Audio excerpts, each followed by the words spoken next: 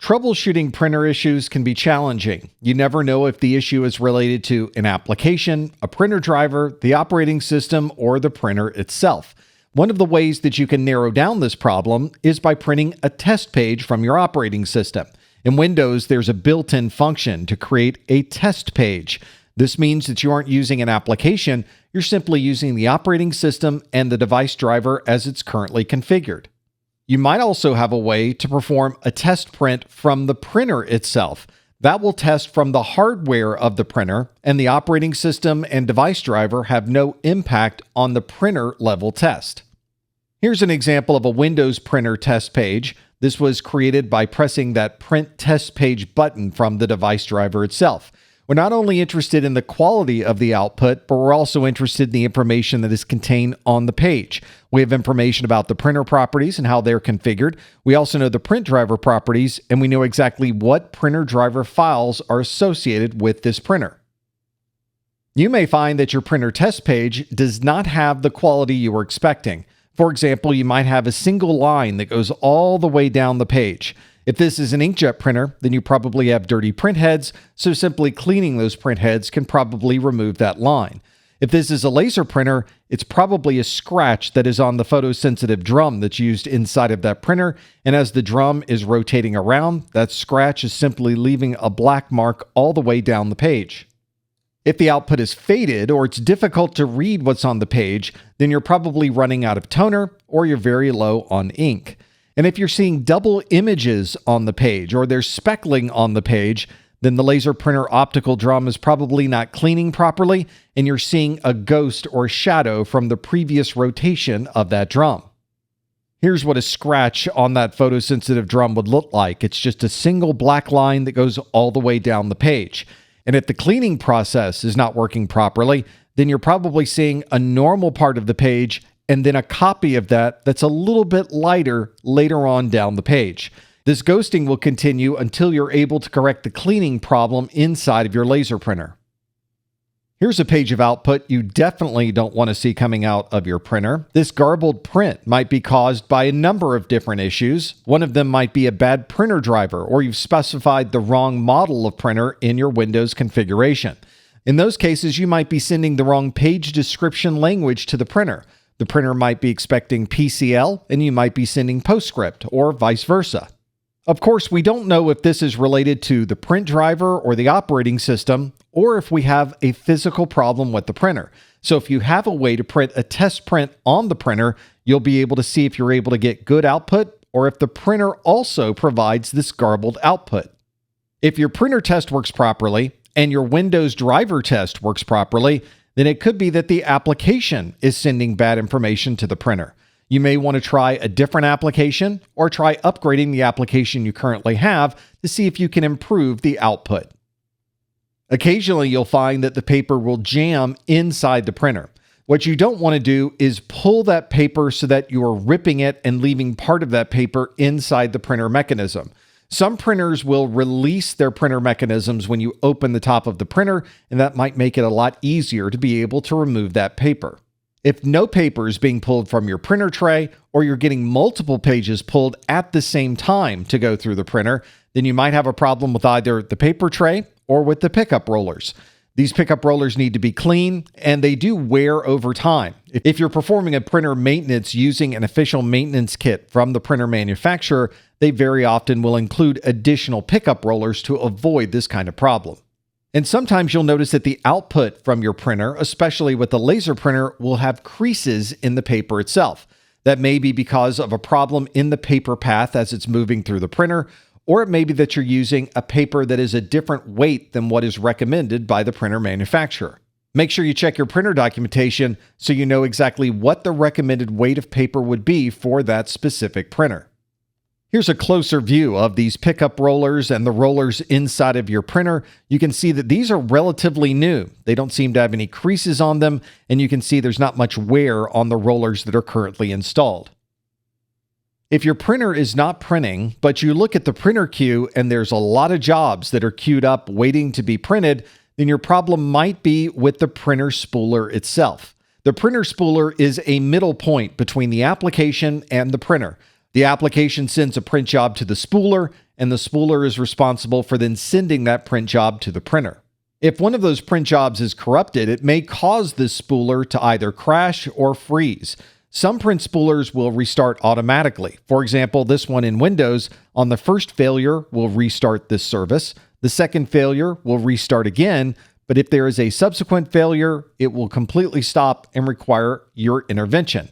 You may be able to go to your Windows Event Viewer, specifically the Windows Print service as part of that event viewer, and see if any of these corruptions or any other problems with the print spooler are occurring. It may just be that one print job is causing the issue for everyone else, but once that print spooler fails, nothing else in the queue is going to be printed. You as the administrator are able to delete that print job or move it to the bottom of the list, let everything else print, and then you can troubleshoot that specific print job. Our printers commonly make noises, but they're not usually a grinding noise. We don't really have to grind anything up inside the printer to get it to print properly. Instead, this may indicate that some other type of problem is occurring. Maybe it's a paper jam inside the printer, or maybe an ink cartridge has come loose or needs to be seated down so that it doesn't rub against any other parts of the printer. Each printer operates in a different way and has a different number of steps for troubleshooting, so make sure you check the manual for your printer to see what you should do if you happen to hear any grinding noises. Or it may be a bad part that requires a specialist to be able to take the printer to their office or to visit on site, take the printer completely apart, find that bad part, replace it, and then put everything back together. This could certainly cause some noise inside the printer. If you don't properly seat those ink cartridges, it will certainly cause some noise when you finally send a print job and that carriage tries to go back and forth inside of the printer. Our printers do more than simply print information on a page. Very often, they are also providing finishing services. That finishing would be collating, binding, stapling, and performing an additional task once the output has been created. Some larger printers will collate multiple copies together and then staple each copy as it's created. Occasionally, you'll have a staple jam and you'll need to remove that staple to continue the process. Every printer is a little bit differently on how you remove those staple jams, so make sure you check with your printer documentation. And some printers can perform hole punches. That hole punch is determined by the application and the driver that you're using. So if the holes are not lining up exactly where you would expect, make sure you check with the application that you're using and make sure you're using the latest print driver. On most printers, we can choose to print a portrait mode or a landscape mode. If you're printing a page in portrait and you get the output in landscape, then there has definitely been a mismatch somewhere along the line.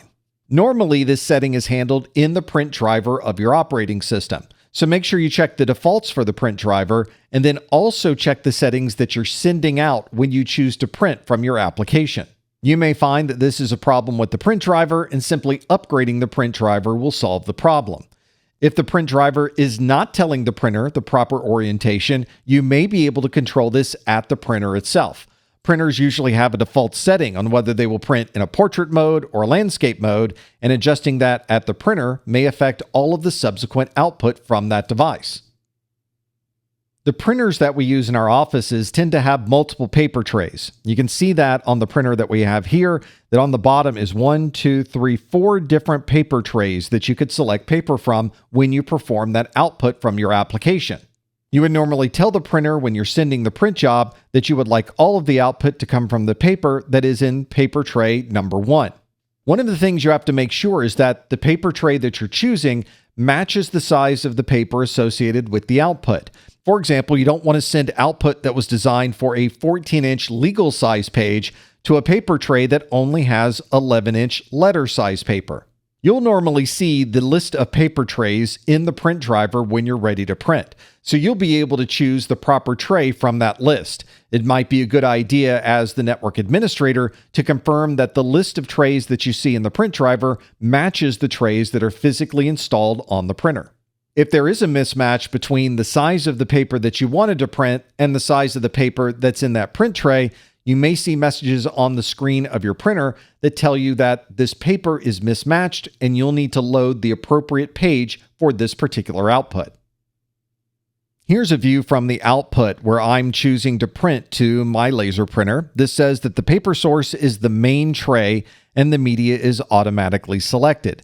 But you might want to configure your printer driver with the specifics of what type of paper are contained within that main tray. So here are the properties for this printer driver, and you can see that I have the option to decide what a manual feed size paper would be. In this case on my printer, it's a letter size paper.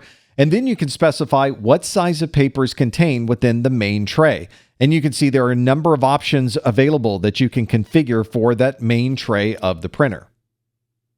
When you're troubleshooting these corporate printers, you also have to be very good at troubleshooting networks. That's because these printers tend to be connected to our wired and our wireless networks.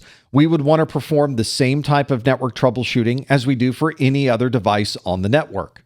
You would first need to confirm whether this is a printer that's connected to the wired network or the wireless network. That way you'll know whether you're troubleshooting a problem with the cable or whether you're troubleshooting a problem with the interference on the wireless network. You would then want to confirm that the IP address settings of the printer are configured properly for that device. So you want to check the IP address, the subnet mask, the default gateway, any DNS settings, and any other important network configuration settings.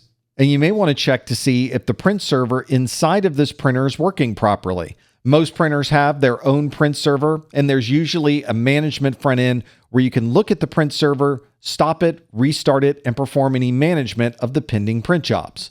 And because this is a network device, you can also look for link lights. For example, on this printer, it has a connection on the back of the printer, and you can see if it's connected to the network, if it has an active link, and if it is sending and receiving data.